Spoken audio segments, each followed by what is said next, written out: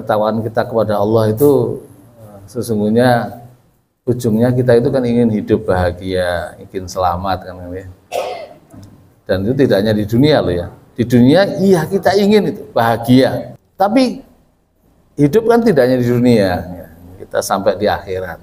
Oleh karena itu ketakwaan yang kita miliki sebagai bekal terbaik ya, dalam menjalani kehidupan di dunia yang fana ini, dunia yang pasti akan sirna seiring dengan datangnya hari kiamat itu menjadi bekal terbaik untuk meraih kebahagiaan dan keselamatan hidup yang hakiki yang sebenarnya ya, dan abadi ya.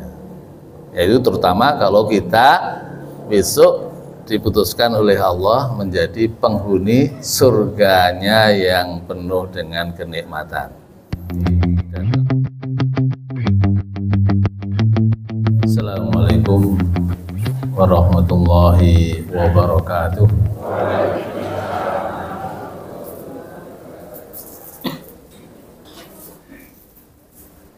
Alhamdulillahirabbil alamin.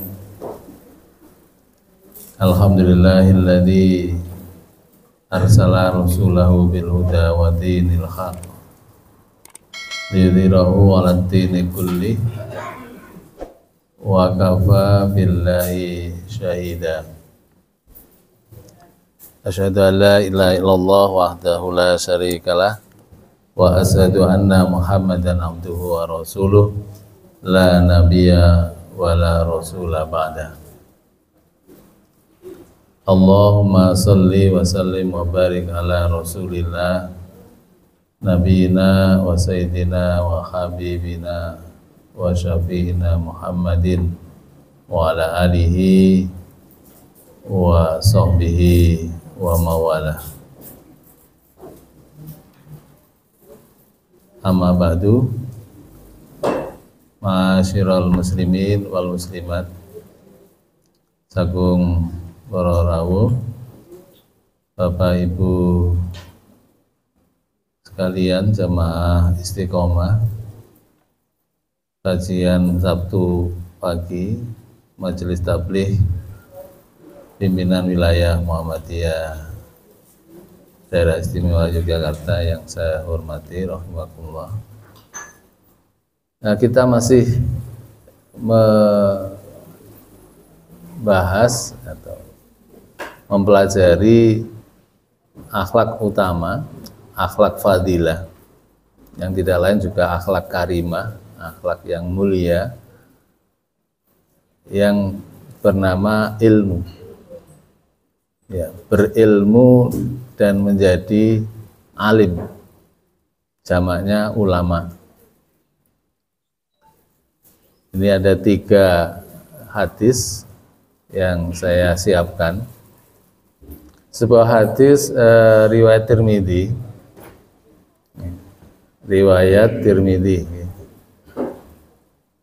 bagian yang kuning, warna kuning itu ya. Wa qala hadza hadisun hasan sahih. Nah, menurut Tirmidzi ini hadis adalah hadis hasan sahih. Biasanya disebut hasan li ghairihi ya. Jadi statusnya hasan tapi kemudian meningkat ya, karena ada jalur lain yang lebih kuat sehingga dia menjadi sahih ya. Dari An Abi Kabsyah ya, dari Abu Kabsyah Al-Annamari ya. Annahu, bahwasanya dia Abu Kabsyah ini sami'a, pernah mendengar Rasulullah sallallahu alaihi wasallam yaqul, Kanjeng Rasul bersabda, Innamat dunia li arba'ati nafarin. Sesungguhnya dunia itu diperuntukkan bagi 4 orang. Siapa 4 orang itu?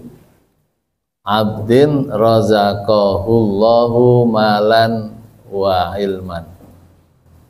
Ya, seorang hamba yang diberi rizki Allah berupa harta dan ilmu. Fahuwa yattaqi fihi rabbahu. Kemudian dengan harta dan ilmunya itu dia ini bertakwa kepada Tuhannya, bersikap takwa kepada Tuhannya. Ada yang mengartikan bersikap takut kepada Tuhannya. Ya, takwa dalam pengertian yang umum sederhana adalah sikap menjaga diri dari kemurkaan Allah Subhanahu wa taala dengan jalan melaksanakan segenap perintah Allah dan menjauhi segenap larangan Allah. Kemudian tidak hanya itu, tapi wayasilu fihi rahimahu. Ya, dengan harta dan ilmunya itu dia menyambung silaturahim. Ya, gemar menyambung silaturahim. Jadi tidak menjadi orang yang somsom. Ya, somsom ini apa? Sombong. Okay. Jadi menyambung tali silaturahim. Kemudian wa ya'lamu lillahi fi haqqan. Dan dengan harta dan ilmunya itu dia bisa mengetahui hak-hak Allah. Nah, kalau hamba yang seperti ini melakukan 3 hal tadi itu dikatakan oleh Nabi fahadha bi afdalil manazil. Ya, fahadha bi afdalil manazil. Maka dia ini berada pada kedudukan tingkatan manzilah yang paling utama.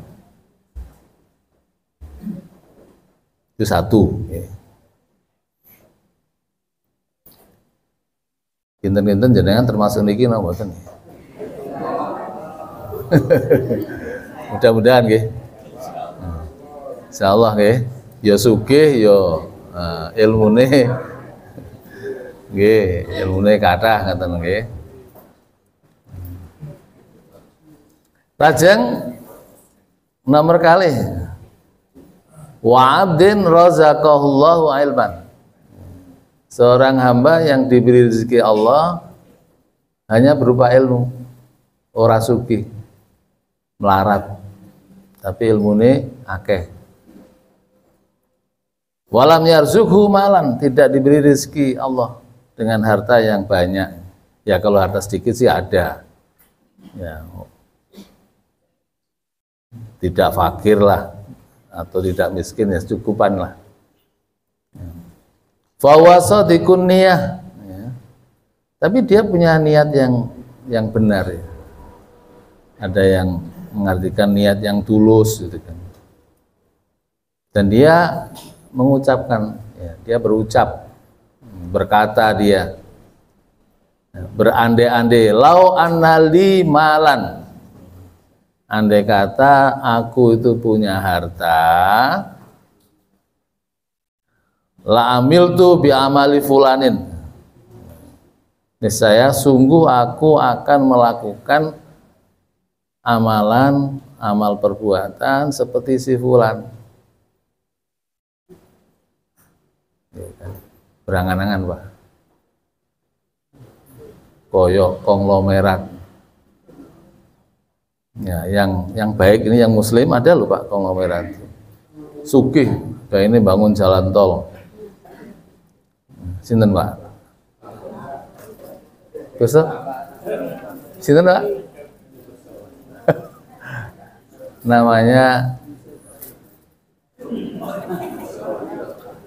Namanya Yusuf Hamka. Oke. Yusuf Hamka. Orang Cina itu. Ya, udah lama dia masuk Islam ketika Buya Hamka masih sugeng, ya, masih hidup. Sehingga nama Buya itu ditempelkan di bagian belakang nama dia, nama Islam dia, Yusuf Hamka. Itu bangun jalan tol, Pak. Dan dia setiap hari itu menyiapkan makanan itu untuk orang-orang. Bahkan jalan tol kan biasanya ada tiang-tiang tinggi-tinggi itu ya. Nah, itu ada itu yang dibangun masjid di bawahnya itu. Sehingga untuk tempat musafir atau siapa sajalah yang ingin istirahat dia bisa dari situ, bisa sholat di situ, makan. Ramadan itu setiap hari dia. Nah, kita berandai-andai seperti Yusuf Hamka itu, berandai. Ilmu punya, tapi kita ini sugih kayak ngono kok ora. Tapi punya niat andai kata gitu. Saya kok seperti Yusuf Hamka itu. Maka kata Allah, fahuwa biniyatihi, maka dia dengan niatnya seperti itu, fa ajruhuma sawa. Loh, lumayan toh. Pahalanya sama itu. Sama dengan yang pertama tadi. Sugih, ilmune dhuwur, nah, kan itu. Terus sikap-sikapnya ya, dia takut pada Allah dengan menunjukkan ketakwaan pada Allah, nyambung tali silaturahim, kemudian tahu hak-hak Allah apa yang harus dipenuhi dan seterusnya.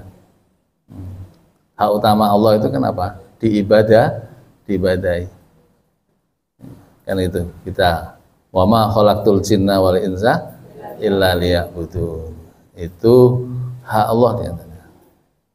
Ya, dan merupakan kewajiban asasi manusia yang berkembang di dunia ini kan diperjuangkan sedemikian rupa oleh orang kan baru HAM. HAM itu apa? Hak asasi manusia. Tapi manusia menjadi manja. Ya, dengan haknya itu diperjuangkan oleh banyak orang. Bahkan ada komisi HAM. Oke. Di tiap negara diusahakan dibentuk komisi HAM. Indonesia ada. Sampai kepada PBB, Komisi HAM PBB. Bahkan kemarin Komisi HAM PBB juga nyoroti itu pelaksanaan pemilu yang penuh kecurangan di Indonesia, dan panjenengan menjadi bagian dari orang-orang yang dicurangi. Betul nggak mboten nih? Sinten sing mboten merasa dicurangi? Angkat tangan. Betul sekali, nggih. Nah, nih. Jadi yang kedua itu pahalanya sama. Nah, sekarang yang ketiga. Wa 'abdin razaqallahu malan, ada hamba yang diberi rezeki Allah berupa harta, sugih, hartanya akeh. Tapi walam yarzukhu ilman, tidak diberi ilmu. Ya. Sekolah ya pendek saja.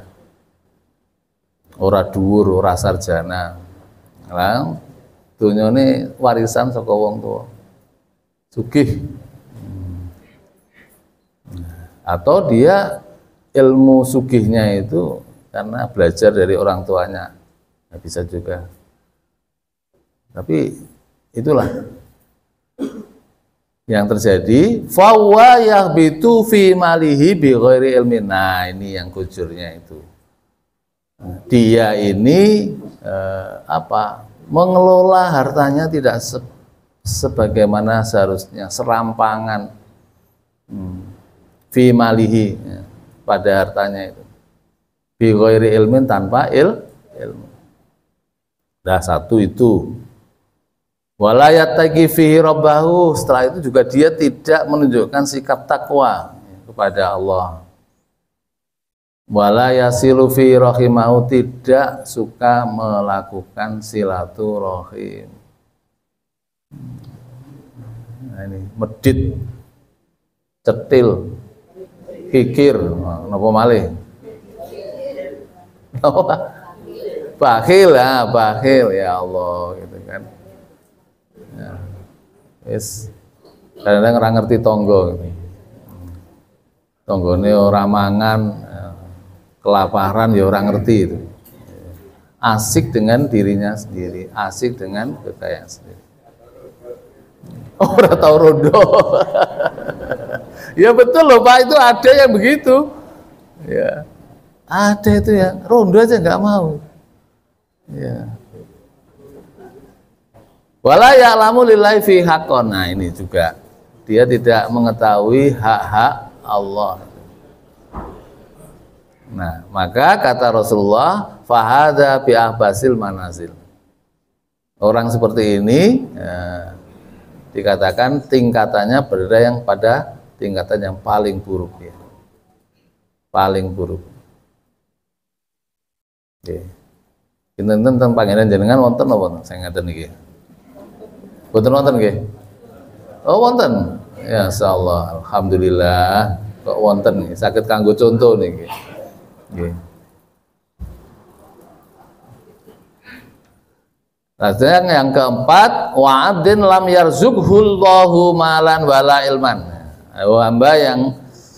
Ada hamba yang tidak diberi rezeki oleh Allah berupa harta dan juga ilmu, ya kan.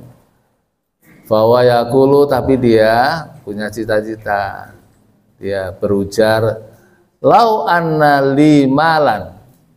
Ya, andai kata atau sekiranya saya itu punya harta, lamil tufihi, nah, sungguh aku akan melakukan, berbuat, beramal dengan harta itu bi amali fulanin, koyo amal perbuatannya si anu.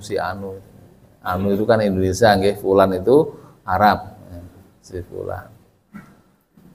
Kata Rasulullah, fawa biniyatihi, maka dia dengan niatnya seperti itu, ya, fawizruhuma sawa, ya, maka dosanya itu sama dengan jenis yang ketiga tadi, termasuk orang yang tingkatan kualitas hidupnya itu buruk, ya, termasuk yang buruk. Oke. Inti dari hadis ini adalah bagaimana pentingnya ilmu, ya, pentingnya ilmu. Tidak cukup hanya harta, tapi juga ilmu. Ya, karena dengan ilmu itu kemudian kita bisa mengelola harta yang kita miliki dengan sebaik-baiknya. Tidak harus menunggu sampai kita menjadi kaya raya, gitu kan. Kalau kita punya sikap seperti yang pertama tadi itu, maka sekecil apapun ilmu yang kita miliki, harta yang kita miliki, kita berusaha menjadi orang yang bertakwa, pertama kepada Allah, menunjukkan sikap takwa kepada Allah. Nah, kemudian kita jangan sampai memutus silaturahim, kita banyak bersilaturahim, menyambung silaturahim dengan banyak orang. Dan hakikatnya kita semuanya ini kan Bani Adam, ya, anak keturunan Adam. Bedanya apa ya, dengan orang-orang sekitar kita atau yang jauh? Ya, yang dekat-dekat dengan kita, yang masih kita katakan keluarga kita itu kan karena ada silsilahnya tampak. Yang lainnya sudah kepaten obor, ya, nggak bisa dilacak. Ya, pelacakannya ya kita semuanya Bani Adam. Allah manggil kita ya Bani Adam, itu sebenarnya kita semuanya. Ya, bukan ya Bani Kirodata, ya. Wahai anak keturunan kera atau monyet, ya, kata Charles Darwin itu. Ya Bani Adam. Nah, itu dasar kita. Termasuk ketika ada pernikahan, itu sebenarnya adalah menyalakan obor kerahiman kita, seperti itu. Oke. Kemudian berikutnya tadi itu apa? Kita mengetahui hak Allah. Ya, takwa itu juga sering kalau dalam khutbah saya katakan, ya, dalam khutbah Jumat itu pentingnya kita bertakwa, karena ketakwaan kita kepada Allah itu sesungguhnya ujungnya kita itu kan ingin hidup bahagia, ingin selamat kan ya. Dan itu tidak hanya di dunia loh ya. Di dunia iya kita ingin itu bahagia. Leres napa boten nggih? Nah, ingin selamat hidupnya, leres napa boten? Nah, betul itu. Bahagia, selamat. Tapi hidup kan tidak hanya di dunia, ya. Kita sampai di akhirat. Oleh karena itu, ketakwaan yang kita miliki sebagai bekal terbaik ya, dalam menjalani kehidupan di dunia yang fana ini, dunia yang pasti akan sirna seiring dengan datangnya hari kiamat itu menjadi bekal terbaik untuk meraih kebahagiaan dan keselamatan hidup yang hakiki, yang sebenarnya ya, dan abadi. Yaitu terutama kalau kita besok diputuskan oleh Allah menjadi penghuni surganya yang penuh dengan kenikmatan. Dan kalau saya melihat wajah-wajah panjenengan itu tampaknya calon-calon penghuni surganya Allah. Amin ya rabbal alamin. Itu Bapak Ibu sekalian rahimakumullah. Oke, seperti itu. Baik. Kemudian ya, ini terjemahnya. Ini untuk jaga-jaga kalau nanti ada yang nyuwun ya, filenya itu nanti saya kasihkan itu. Yang ke-11 ini hadis riwayat Abu Daud dan Tirmidzi dan dikatakan ini hadis hasan. Oke. Ini hadis yang masih bisa diterima oleh Muhammadiyah. An Abi Hurairah radhiyallahu anhu qala. Ya, qol ya kan. Ini ada matahari tampak nggih? Kabur. Nggih, kabur. Nah. Qala Rasulullah sallallahu alaihi wasallam, ya, man suila an ilmin, sapa wong sing ditakoni bab ilmu, ya'lamuhu sing diweruhi, fakatamahu banjur dheweke ndelikke ilmune. Nah ini duwe ilmu tadi ora disebarke, ditakoni ya meneng wae. Oh kok anu enggak, dia pinter, wah nek pinter ngung nyaingi aku, wah padahal aku duwe ilmu ngene iki lumayan loh aku, rono rene kan gitu kan dibayari engko ono saingane, wah jadi laris kan. Oke. Nah apa kata Rasulullah, uljima yaumal kiamati, besok pada hari kiamat uljima. Ya, dia akan dicambuk pilih jamin minar, dari cambuk dengan cambuk dari api. Terus bunyi bayangke, mboten usah dibayangke, didamel mawon cambuk, terus diwenehi bahan bakar nopo ngoten sing awet. Nah, sing awet niku nganggo minyak tanah niku rada awet. Nah, terus diobong. Nah, pun mangke minta tolong orang lain untuk mencambuk panjenengan. Wah, itu cambuk dari api. Oke. Jadi ini takdir, gitu. Takdir itu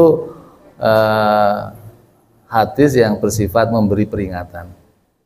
Duwe ilmu itu ojo dideliki, disampaikan kepada orang lain. Terakhir riwayat Muslim dari Abu Hurairah radhiyallahu anhu qala Rasulullah sallallahu alaihi wasallam. Ini sudah terkenal ya. Idza matal insanu, apabila manusia itu mati, ingqata amaluhu. Ya, maka terputuslah amalnya, maksudnya pahala amalnya itu terputus. Sudah selesai dah. Amalnya terputus, pahalanya juga enggak ada. Illa min salasin, kecuali 3 hal. Dari 3 hal. Ini udah jenengan hafal banget itu. Oke, yang pertama sodakotin jariyah, sodakoh yang pahalanya terus mengalir, mengalir. Au ilmin yuntafa'u bihi, atau ilmu yang diambil manfaatnya. Nah, contohnya aja misalnya saya seperti ini kan, jenengan lalu mengambil nanti sampaikan pada orang lain, nah, maka jenengan dapat pahala, saya juga kecipratan pahala tanpa mengurangi pahala panjenengan. Panjenengan di rumah mendidik anak-anak, gitu kan, sedemikian rupa sesuai dengan kemampuan masing-masing. Ya. Tidak mesti nasihat itu harus ada Arabnya gitu, menukil ayat Al-Quran atau hadis, enggak.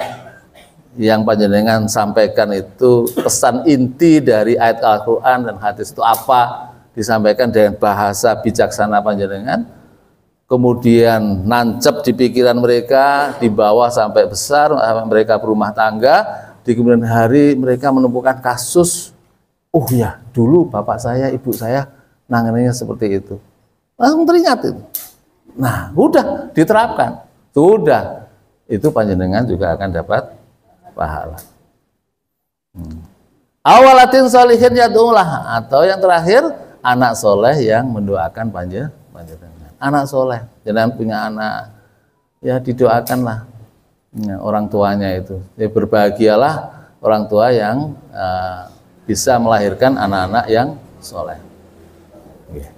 Oke, Bapak Ibu sekalian, rahimakumullah, saya kira ini yang bisa kita renungkan. Ada satu lagi itu bukan hadis marfu ya, hadis mauquf ya, karena riwayat Mu'ad bin Jabal. Ini menarik, insya Allah pada pertemuan yang akan datang nanti kita.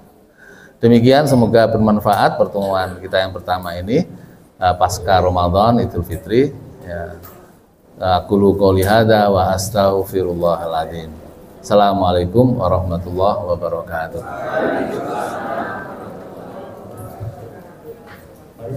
Terima kasih atas materi yang disampaikan, Ustaz. Mungkin sebelum kita tutup ada tanya jawab ya, Bapak Ibu. Mungkin karena sudah waktunya terbatas, kita berikan 3 penanya aja mungkin biar tidak terlalu lama. Monggo Bapak. Bagaimana keberadaan orang yang soleh tapi tidak mendoakan orang tuanya?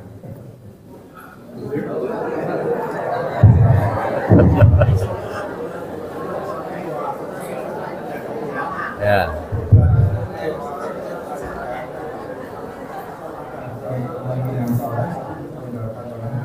Oke.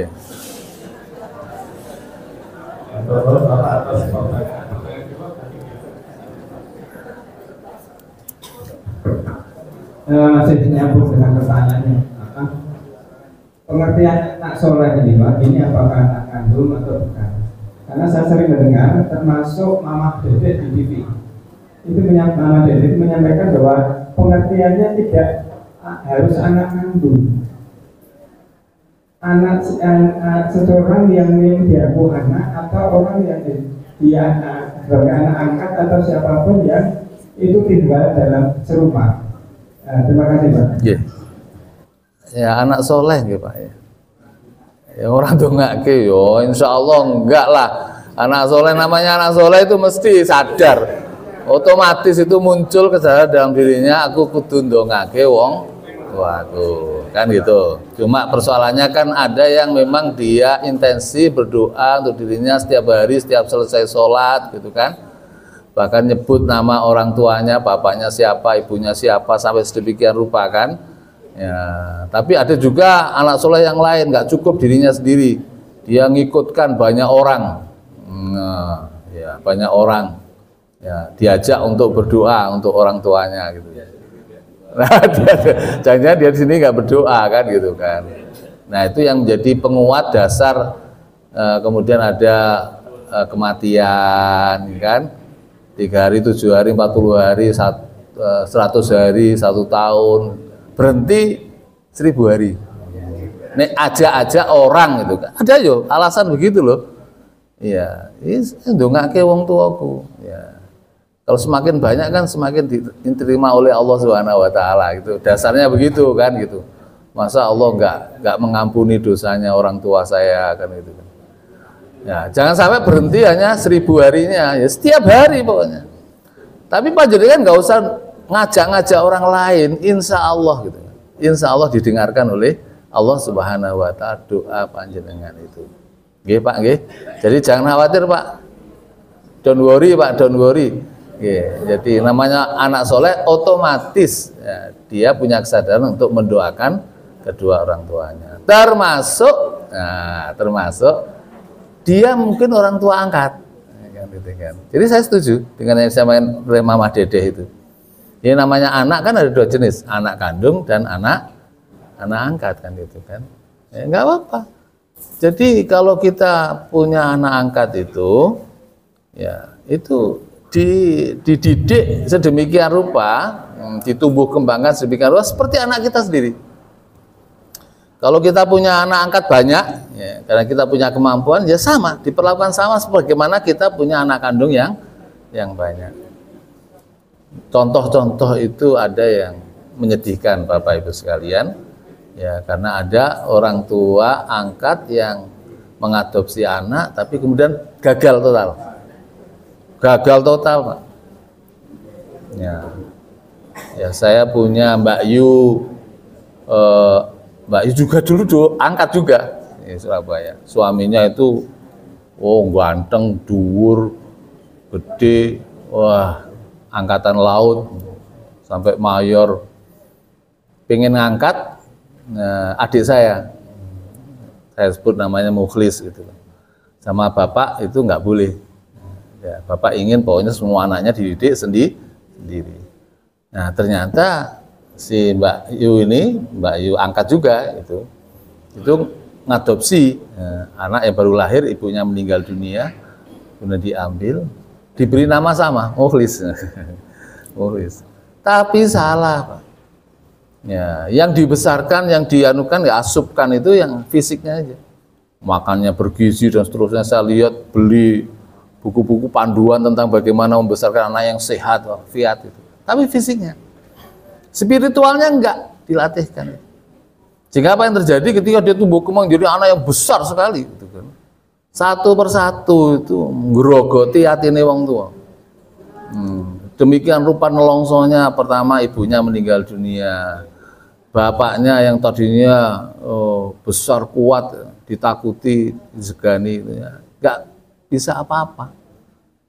Seiring dia tua renta, anaknya gede besar, berani, akhirnya harta benar dijuali satu persatu. Satu persatu dijuali. Sekolahnya nggak sukses. Sekarang di mana saya nggak tahu. Ya, bapaknya juga meninggal dunia. Ya ini satu contoh yang itu bisa terjadi di mana saja.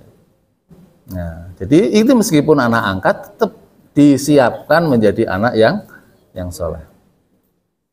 Lalu yang terakhir tadi tentang